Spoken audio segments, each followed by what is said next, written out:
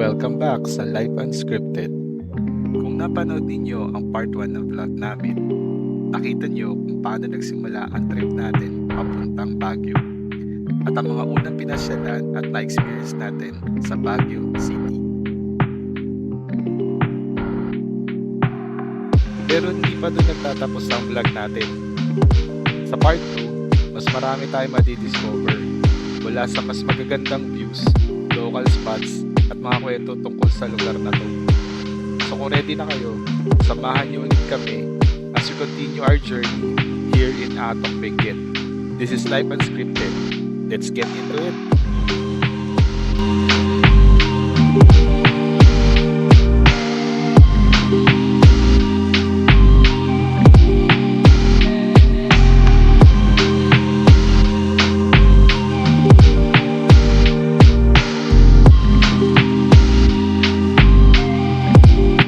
Alam niyo ba na ang Atok Benguet ay isa sa mga pinakamalamig na lugar dito sa Pilipinas dahil sa taas nito na mahigit 2,200 meters above sea level. Madalas, bumababa ang temperatura dito sa single digits at minsan nagkakaroon pa ng frost tuwing malalamig na buwan ng taon.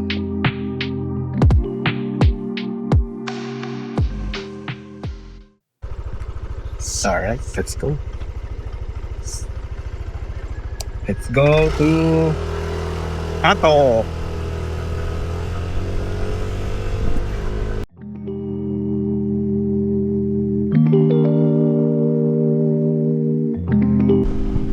Pakakanan tayo tayo.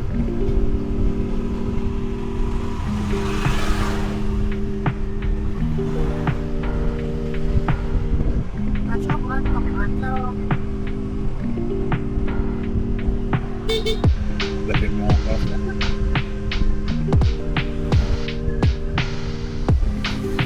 Lahat naman ng lugar na kalalating ako. Ang hirap dito malasing. Oo. Dito na pala.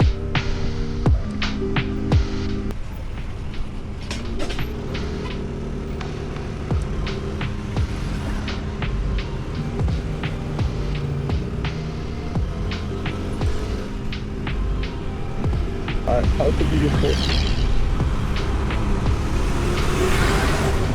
Pero lalakas nila kahit maligit ka talaga.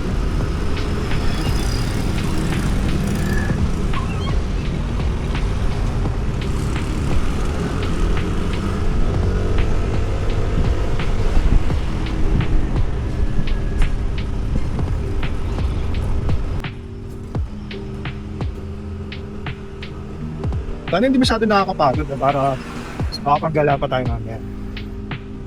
Punta natin yung Cornelia Street mo. Dapat di pa tayo pagod.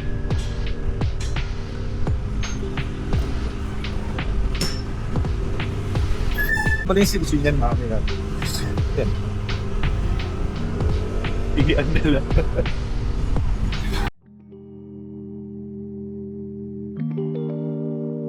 Matatagpuan ng Atok sa Cordillera Region. Kilala ito hindi lang sa malamig na klima, kundi pati na rin sa mga tanawin at agricultural farms. Mula Baguio, nag-rent kami ng motor para makapag-ride papunta dito. Siguro mga kalahating oras dito mula Baguio. Itong Atok, isa to sa lugar na tumutulong mag-supply ng gulay sa iba't ibang bahagi ng Luzon. Kasama na doon ang Metro Manila. Nagbibigay sila o nasusupply sila ng carrots, lettuce, cabbage, ganon.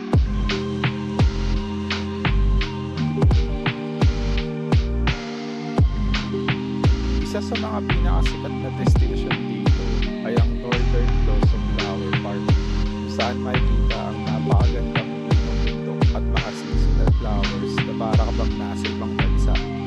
Yun ang una natin pupuntahan. Pagkatapos ay siguro dediretso tayo ng highest point. Actually, second highest point na lang yung nasa ato kasi meron ng bago dun sa Tinok.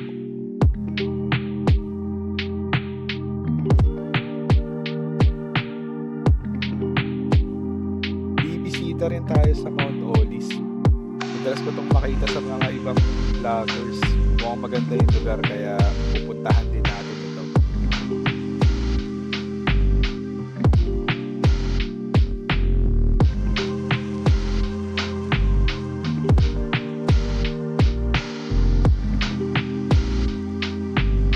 Pero higit pa sa ganda ng tanawin, mayaman din ang kultura ng Atong.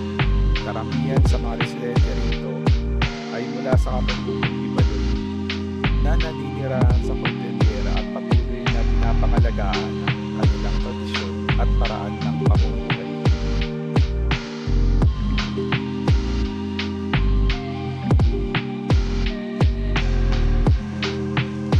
Hahanap kayo ng lugar na presko ang hangin, maganda tanawin, at mayaman ang kultura, isa ang Atong Benguet sa dapat mong puntahan sa Pilipinas.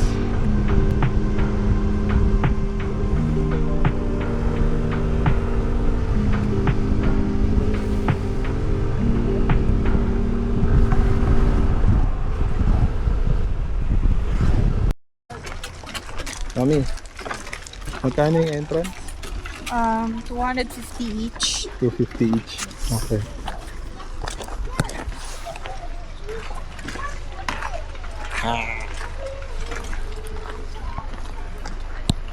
Northern Luzon.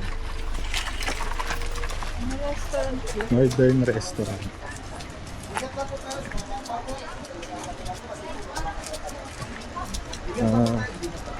Mukhang pipila pa.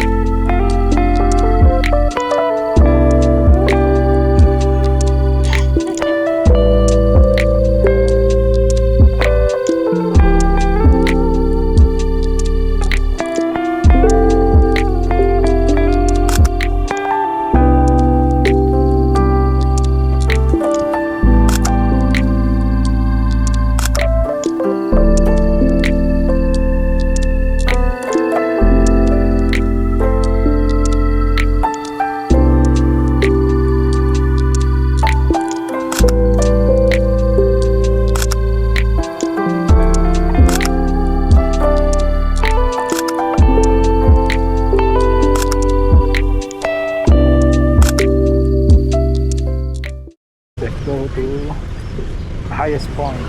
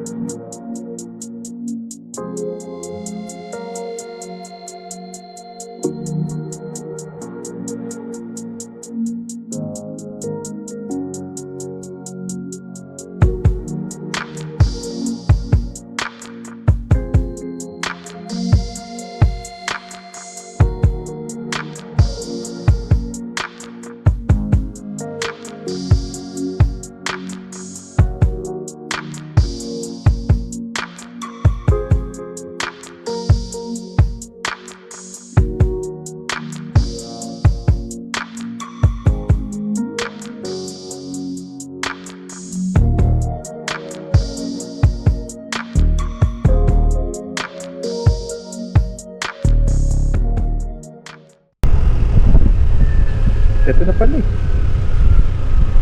Ayun o. Highest point.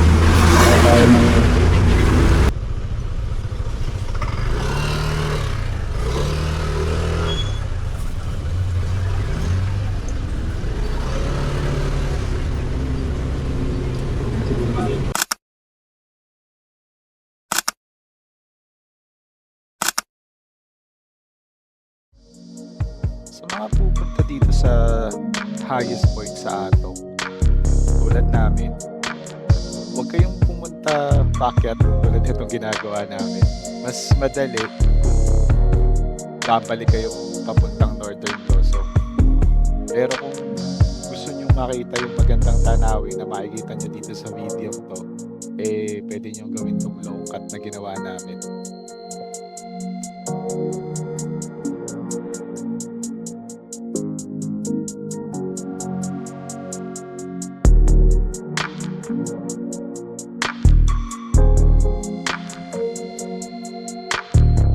Papasukin nyo yung daan na yan paahon sa kaliwa. Pagpasok nyo dito, mukhang okay pa yung kalsada pero liliit kasi yan eh. So, nakakotse kayo. I don't think na magandang ruta ito. Kasi ayan, makikita nyo mamaya, parang one way lang siya. Although kasya ang sasakyan, mahirap lang pag may nakasalubong. Pero napakaganda talaga ng tanawin dito. I think makikita nyo dito kung ano yung tsura ng mga bahay nila, mga terraces, taniman, ganyan. Tapos napakasariwa ng hangin. Kaya kahit long cut nung dinaanan namin, at akala ko eh naliligaw na kami, worth it pa rin na experience ito.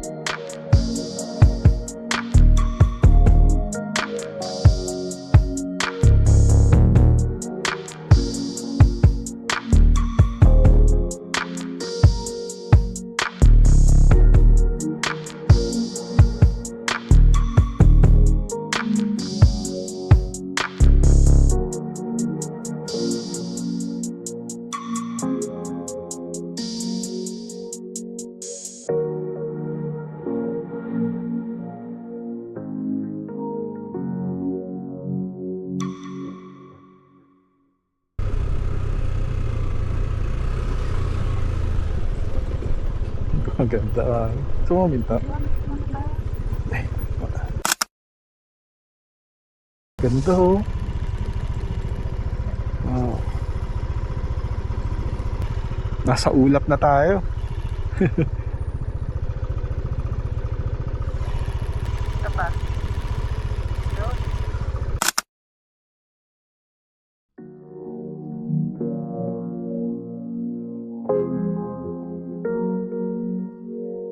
Sobrang ganda talaga ng lugar na to at napakalamig. Sarap sana tumambay eh, kaso sa mga panahon na to, mag-aalauna na kaya inisip na rin namin na pumunta na agad sa Mount Olis. Pag dinire-diretso nyo nga pala ito, tutumbukin nyo yung kalsada papuntang Mount Olis. Nagmamadali na kami kasi baka abutan kami ng ulan. Feeling kasi namin uulan.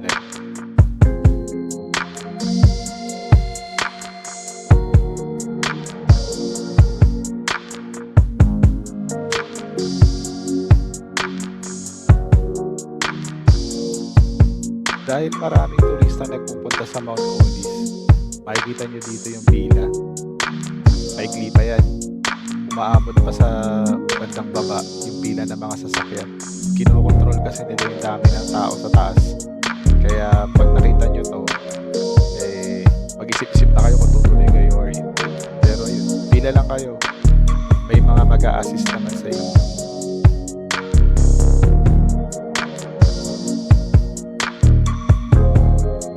Medyo matagal nga pala ang pilana, kaya be patient. Nakakapagpahinga naman kayo sa taas eh.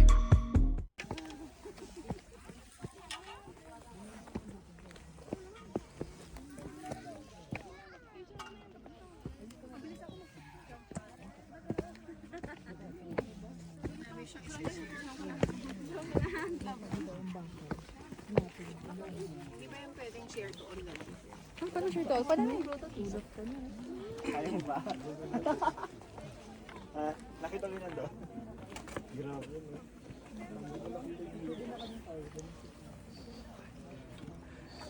Dito lang matutulog.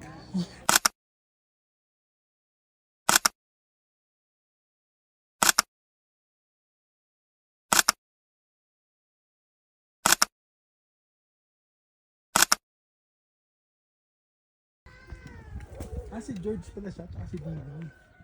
Ah, may pangalan pala Pangalan siya. pala sila, nandito sa ano, sa brief nila. Oo. Si George siya, si Dino. Buti na lang may radyo, no? So, sa mga aakyat sa Mount Olis, makinig kayo sa mga ano.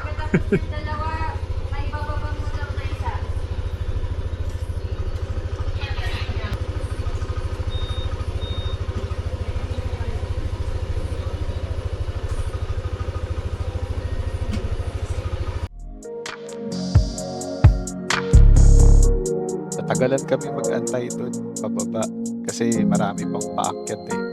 Kaya sa mga pupunta rito sa Mount Olis, konting pasensya talaga. Well, hindi pala konti. Habaan nyo talaga yung pasensya nyo. Sulit naman, napakaganda ng view. Tsaka once in a lifetime experience siguro kung hindi naman kayo madalas na bumiyahe. Kaya magbaon na ng pasensya.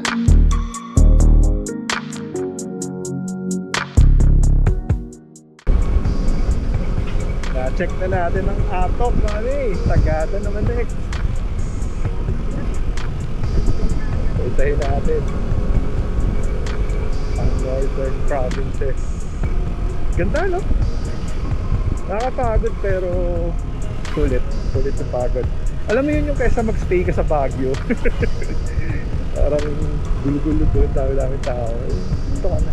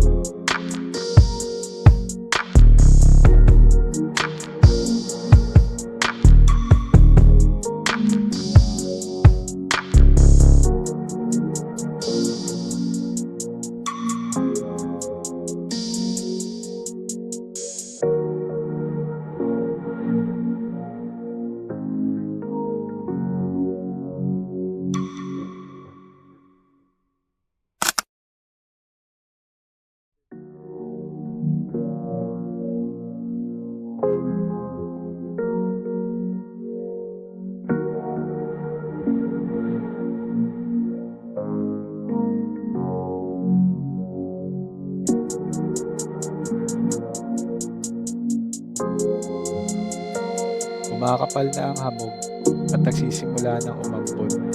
Nagmamadali na kami umuwi dito. Di na rin pala kami nakapunta sa Cornelia Street tulad ng plano dahil pagod na talaga kami. Inabutan kami ng ulan kaya dumiretso na lang kami sa isang restaurant na nakita namin sa Google sa may Camiseta Hotel para doon na lang din kami magpahinga at tatapusin yung vlog na to. Sana nag-enjoy kayo. Medyo mahaba pero sana sulit naman. Maraming salamat sa mga nakaabot dito sa part na to.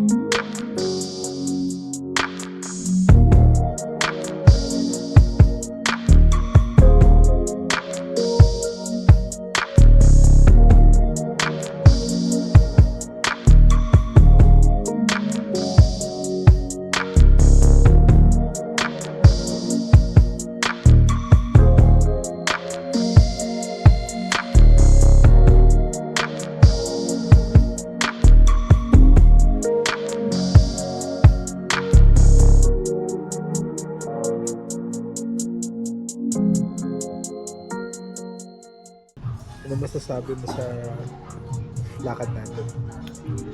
Sobrang fun. Nakakapagod, yes. Masaya. Sarap ba doon sa likod ng puto? For a second. For 1 second. Anong, ano mo? Anong pinaka-favorite mo sa napuntahan natin? Yung Mount Olis. Olis? Mount Pareho, Olis. pareho tayo.